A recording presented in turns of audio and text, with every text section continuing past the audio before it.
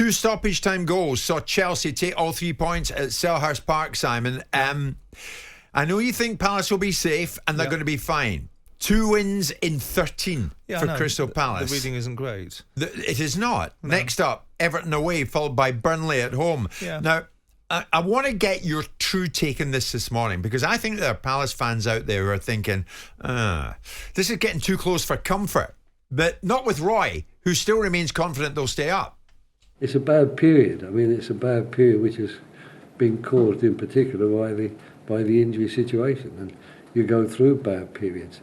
But I mean, there's 14 games. That's a lot of games, a lot of points, and a lot of matches to be played. And I think we've shown enough, even in some of the other defeats we've had. You know, the away defeat at Chelsea, which was an unfortunate one. The home defeat against Liverpool. There's been lots of games where really things could have gone a little bit better for us. So I don't have any concerns in that respect. But I do want to emphasise that there's no complacency there. We realise that we are at the wrong end of the table. We realise that points are very necessary for us to climb away from the relegation zone. But if the question is, Ed, do I think that this group of players are good enough to get us out of there? I do, and I think they showed a lot tonight, which gives me even more faith and belief that they'll be able to do it. So he's in the front foot. We're going to be all right, and don't think for a moment we'll let complacency seep in. But Simon, I think the next fortnight is a true litmus test of their survival credentials. As I say, next up, Everton away, followed by Burnley at home. Yeah. Then it's Tottenham away, Luton at home, Newcastle at home. They're all big games. Yeah. They're 15th. They're only 5 points clear of the drop. Yeah, it's difficult to see at this moment in time what's going to get you relegated in terms of what is the minimum points required to get fourth bottom in the league. There were 6 teams, maybe 7 teams in this relegation plight, and I go up to Brentford. I think Bournemouth are okay, but I think Brentford will probably be okay. So really and truly, if I bring Brentford into it, it's Brentford, Palace, Forest, Luton, Everton, Burnley and Sheffield United. Now, we don't know what's going to happen to Forest in terms of points. If anything, we don't know what's going to happen to Everton in terms of points reduction and a reapplication for a new set of points. We don't know. But I mean, I had the misfortune of watching the game last night because I thought it was a turgid affair. Two rather clunky sides. Palace are very workmanlike. I don't think you can suggest that the application isn't there. I don't think you can suggest that they're not playing for the manager.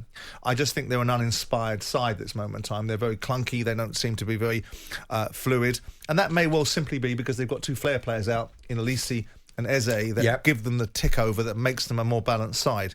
Chelsea are no great shakes. I mean, Chelsea, you know, to me in the first half was shocking. In the second half, they got themselves together. Did the very least they could do was get themselves together. Tragedy for Palace. I can't understand. I never understand this. How a team comes out and the most influential person before they go out is the manager at half-time or before the game, and they go and concede a goal in the first minute of the second half and let Chelsea back into the game and give Chelsea their so quickly energising. Yes. Yeah. The result, the 3-1 scoreline flatters Chelsea. I don't think that Palace will get relegated. I don't think it's a great time for them. I don't think they're playing well. I don't think they look like a progressive side in any shape or form. But the question is, do they get relegated as they sit? I don't think so. But you don't think they'll get relegated precisely because of what? Because other sides are worse off than they are, and other sides have less capabilities than they do. And this is a well-trodden path for Palace. I know that if you keep on flirting with these situations, eventually it gets you. But I look at Luton and I think to myself, OK, I admire Luton. Of the 3 promoted sides that have gone up, I admire them the most. I admired them the most when they went up. I wrote pleasant articles about them. That doesn't alter my parameters of thinking that they're likely to get relegated unless a points intervention steps in on behalf of Forest and Everton. They had a litmus test themselves on the weekend. You would have picked Luton in that game to have overcome Sheffield United. And for reasons best known to themselves, it may well just simply be their own expectations, because in the other games, Luton rose to the challenge. In this instance, they were picked as the favourites. It's very, very rarely this season will Luton be picked as a team to win a game and favourites in that game. And they came up short. Now, I'm not wishing it upon them. I'm not suggesting it's a done deal. But, you know, you look at Sheffield, and irrespective of Wilder making a change and getting them a little bit better, I think they're gone. And it's difficult to argue after 24 points and 24 games and 13 points that you're going to get the prerequisite amount of points. Same with Burnley. Wonderful, noble, fantastic. Vincent Kompany came up with 102 points last season, hasn't pivoted, hasn't changed, kept to his principles and go back down with his principles. The third spot is the one. And it becomes moving parts. Everton and Forest may yet find themselves in a difficult position because of points, or Everton may find themselves in a better position. We're yet to ascertain that. For me, Luton, I just think Luton are going to be the third drop.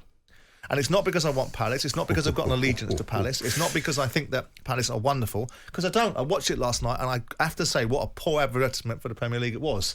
Because it was really it was poor. turgid. It was dull. It was boring. Yeah. And Chelsea would have just take the 3 points and head back up the other side of London. But the thing is, all is not well with Palace on the field of play. That is obvious, Simon. No, I mean, they're standing still. They lack confidence. They lack confidence. They're treading water all the time. But if it's not right on the field, it's also not right off the field as well. Banners again in the Homesdale Road stand. Supporters ignored and taken for granted. They're holding them up. Now, as you're talking there, I'm seeing messages. Simon did so much for us at Crystal Palace. Get him to get Parish on your show and ask him why he's ignoring us, the fans. They're not happy. They don't get answers from the people behind the scenes at the club. Well, there's a legacy play going on with Palace as well. You always communicated with these fans. Sure, but there's a legacy play going on. They're building a new stand, and this stand is now moving from the original costs up to about 150 million quid.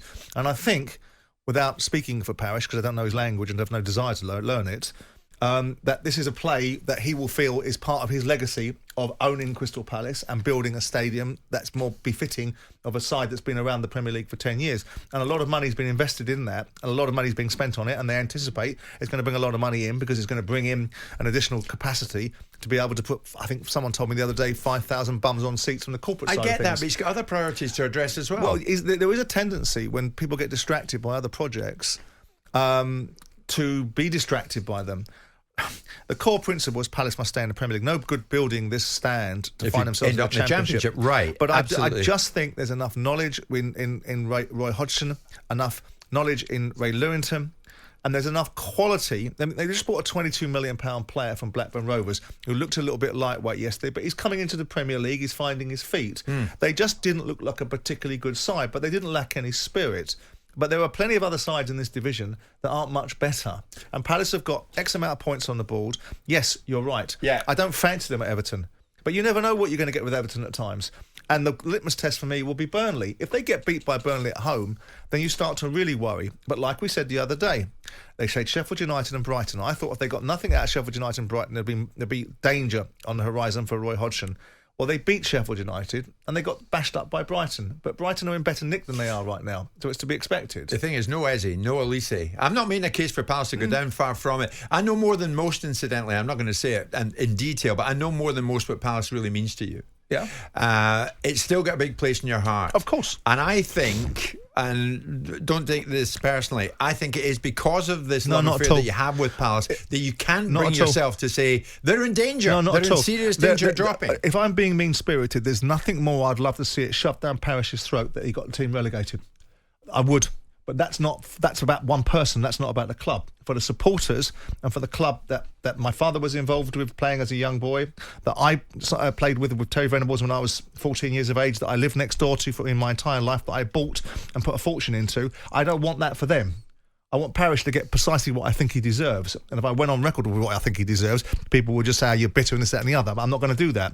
But the point is that I'm not blinded by this. I look at this and think there's enough knowledge in that side and enough wherewithal. And I look around at the other teams that are around them and think, well, you ain't no great shakes. Yeah. So with that in mind, I think they'll be okay. Okay. All right. Fair enough. 2 wins in 13 for Palace. The next fortnight, Everton away, Burnley at home. Thereafter, Tottenham away, Luton at home, Newcastle at home. If you want to give us a call, give us a call. Your former owner is sitting right beside me.